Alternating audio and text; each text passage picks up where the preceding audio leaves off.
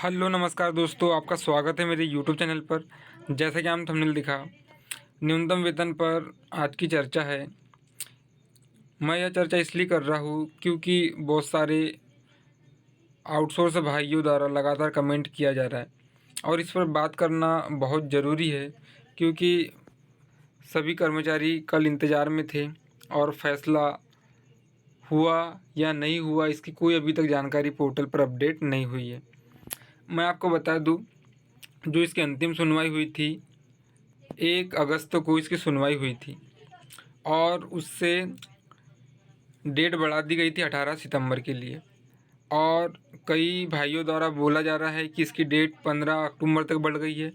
और जो राहुल मालवी जी है, उन्होंने बताया है कि सरकार और जो प्रतिवादी है, जो जिन्होंने केस लगाया है, समझौता हो चुका है, अब बहुत जल्द आदेश जारी होने वाला है।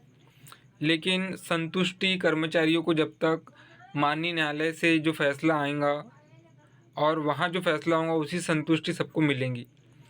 मैं आपको बता दूं, यह जो 1/8 की सुनवाई हुई थी, इसमें बहुत महत्वपूर्ण बातें हैं जिन्हें समझना है। मध्य प्रदेश उच्च न्यायालय इंदौर में WP 10/772 दिनांक 1/8/2024, इसे देखिए और समझिए। श्री गिरीश पटवर्धन विद्वान वरिष्ठ अधिवक्ता तथा श्री ओसिन उपाध्याय याचिकाकर्ता के वकील, श्री भुवन गौतम प्रतिवादी ऑब्लिक राज्य के लिए सरकारी वकील, श्री करपे प्रखर मोहन प्रतिवादी ऑब्लिक हस्तक्षेपकर्ता के लिए वकील, प्रतिवादी हस्तक्षेपकर्ता के वकील श्री BL नागर, श्री LP पाठक उप श्रम आयुक्त मध्य प्रदेश और मामले के प्रभारी अधिकारी इस न्यायालय के समक्ष उपस्थित है। उन्होंने कहा कि प्रतिवादी ऑब्लिक राज्य उद्योगवार या उद्योगवार समूह के अनुसार न्यूनतम मजदूरी तय करने के लिए सहमत है। जहां तक क्षेत्रवार वर्गीकरण का सवाल है, वे याचिकाकर्ताओं के साथ चर्चा के लिए तैयार है, जिस पर विचार विमर्श के बाद ही निर्णय लिया जा सकता है।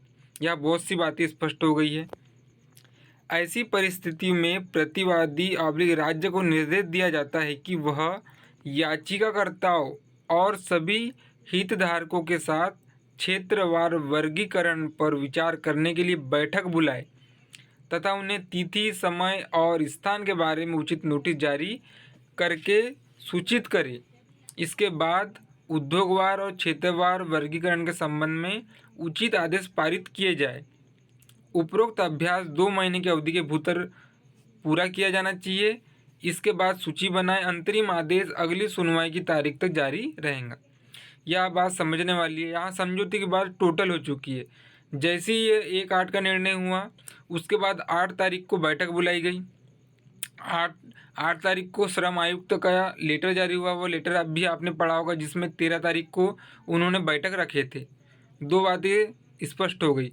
तीसरी चीज़, जो न्यूनतम वेतन सलाहकार बोर्ड का गठन है, जो राजपत्र जारी हुआ,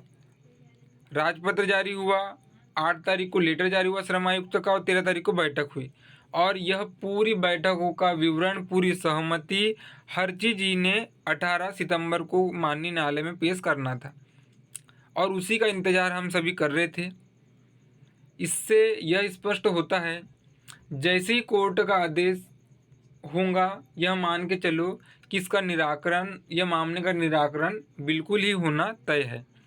और जैसा कि राहुल मालवीय जी भी बता रहे हैं और हम भी अनुमान लगा सकते हैं, क्योंकि आप भी जानते हैं न्यूनतम वेतन का जो नियम है वह छमाही महंगाई भत्ता बढ़ता है। अभी सितंबर जा ही रहा है, अक्टूबर लगेगा और अक्टूबर से नई दरें, फिर महंगाई भत्ता बढ़ता है 200-300 रुपये जो भी वृद्धि होती है। तो यह जो निर्णय है वह मुझे लगता है, यानी मेरी उम्मीद है और मेरा विश्वास है कि यह अक्टूबर की जो अधिसूचना जारी होंगी उसी में इसे इंक्लूड कर दिया जाएगा, जो वेतन वृद्धि होना है। और जो बैठक में तय किया गया होगा कि जो प्राइवेट कारखानों में काम करते मजदूर, जो उद्योग क्षेत्रवार जो इन्हें डिवाइड करना है जो रेट, उस हिसाब से पूरी विवरणी का अधिसूचना श्रम आयुक्त इंदौर द्वारा जारी हो जाएंगी।